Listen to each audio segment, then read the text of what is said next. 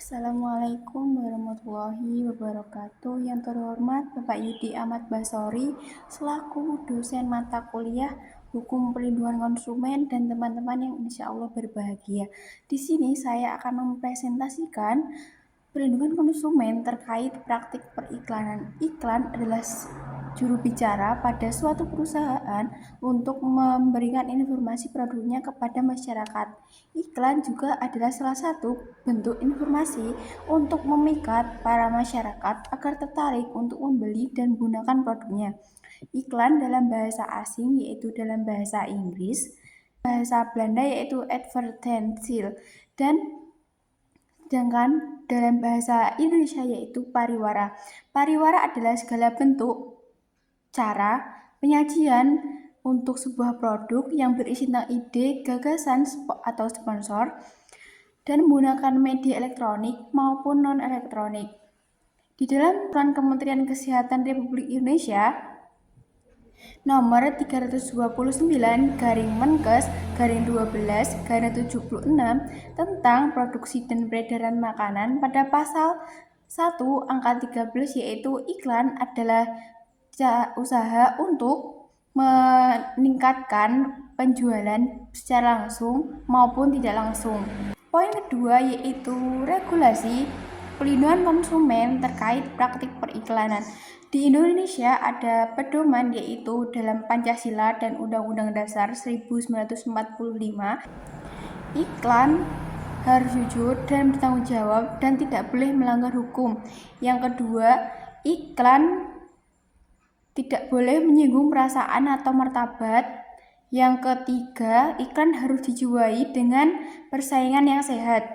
Ada beberapa larangan khusus yang ditujukan untuk pelaku usaha yang diatur dalam pasal 17 Undang-Undang Perlindungan Konsumen Nomor 8 Tahun 1999, yaitu yang pertama, pelaku usaha tidak boleh mengelabui kualitas dan kuantitas, bahan kegunaan, harga barang, atau tarif jasa, serta ketetapan penerimaan barang.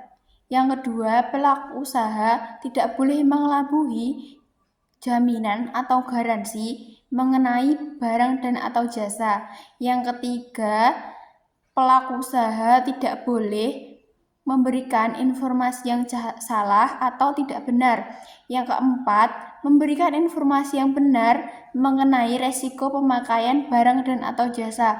Yang kelima yaitu pelaku usaha tidak boleh mengeksploitasi kejadian dari seseorang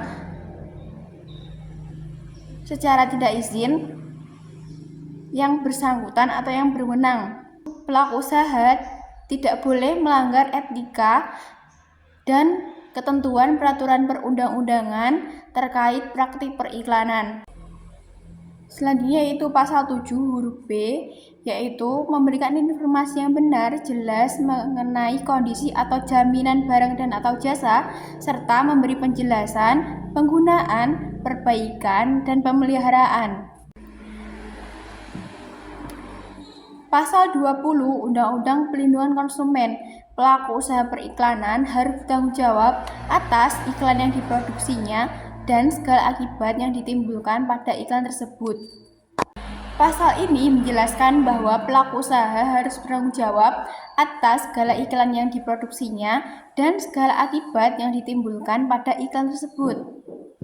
Pelaku usaha di sini menurut A.S. Nasution yaitu ada 3. Yang pertama, pengiklan, yang kedua perusahaan iklan, yang ketiga yaitu media. Pengiklan adalah perusahaan yang memesan iklan untuk memasarkan dan mempromosikan produknya.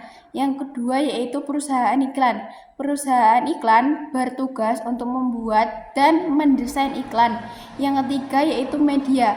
Media di sini berfungsi sebagai untuk memposting iklan-iklan.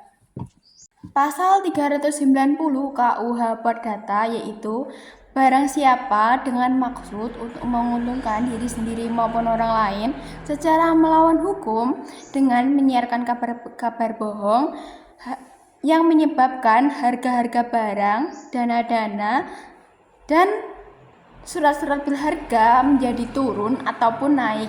menyebabkan meruginya konsumen yang diatur dalam pasal 378 KUH Perdata, yaitu barang siapa dengan maksud untuk menguntungkan diri sendiri maupun orang lain secara melawan hukum dengan menggunakan nama atau martabat palsu dengan tipu muslihat ataupun rangkaian kebohongan menggunakan seseorang untuk memberikan sesuatu kepadanya ataupun memberi utang maupun menghapuskan piutang. Diancam pidana penjara paling lama 4 tahun. Jika suatu iklan mengandung kebohongan dan menyebabkan meruginya konsumen diatur dalam pasal 378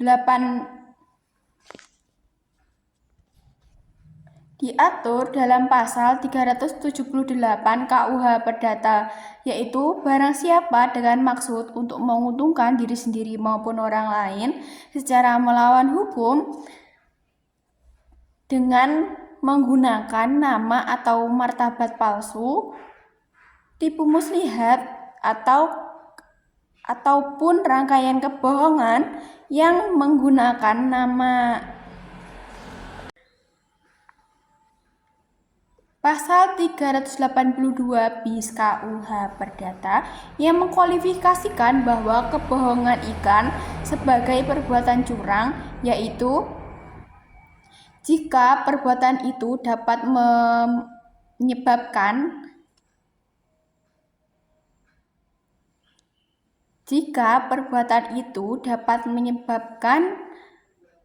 kerugian bagi konkuren-konkurennya atau konkuren-konkuren orang lain karena persaingan curang, diancam pidana penjara paling lama 1 tahun 4 bulan dan pidana denda paling banyak Rp13.500. Studi kasus sengketa konsumen terkait praktik periklanan.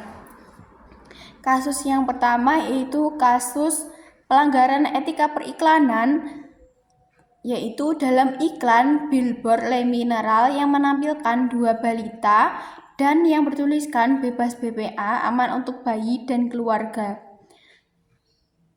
Hal ini membuat Badan Pengawas Periklanan atau BPP menegur perusahaan iklan dan perusahaan Le Mineral tersebut. Di dalam etika periklanan Indonesia, hal ini diatur dalam pasal 17 ayat 1, yaitu yang melarang menampilkan anak-anak di bawah umur di dalam situasi yang membahayakan. Anak-anak di bawah umur di dalam iklan harus mendapatkan pengawasan dan konteks yang aman. Di dalam iklan billboard tersebut yang menampilkan 2 balita dianggap tidak sesuai dengan etika. Di dalam pasal 25 ayat 1, yaitu yang melarang klaim menyesatkan terkait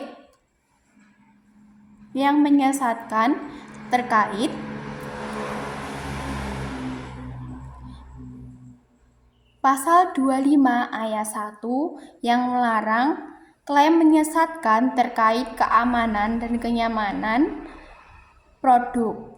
Klaim bebas BPA atau bisphenol A yang mengarah pada keamanan produk, namun hal ini tidak serta-merta bahwa produk yang ada bebas BPA-nya itu aman untuk bayi dan keluarga. Yang kedua yaitu kasus iklan kental manis.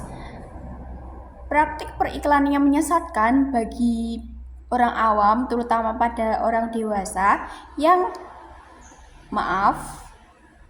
terutama bagi orang tua yang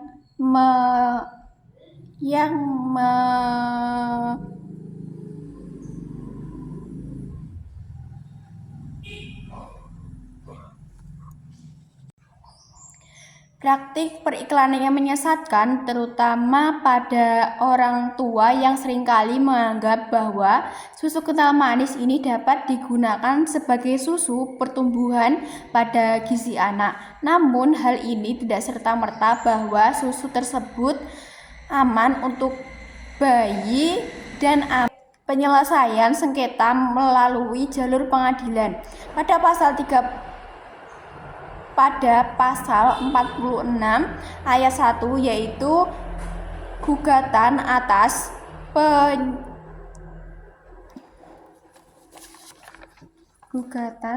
pelanggaran.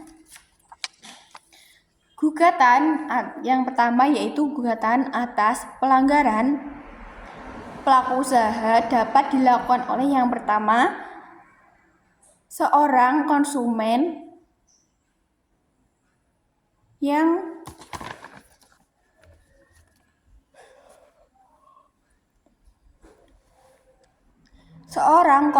yang dirugikan. Yang kedua yaitu penyelesaiannya bisa berupa konsultasi, konsiliasi, negosiasi, mediasi, atau penilaian ahli untuk sengketa konsumen. Yang kedua yaitu tuntunan penggantian kerugian melalui BPSK.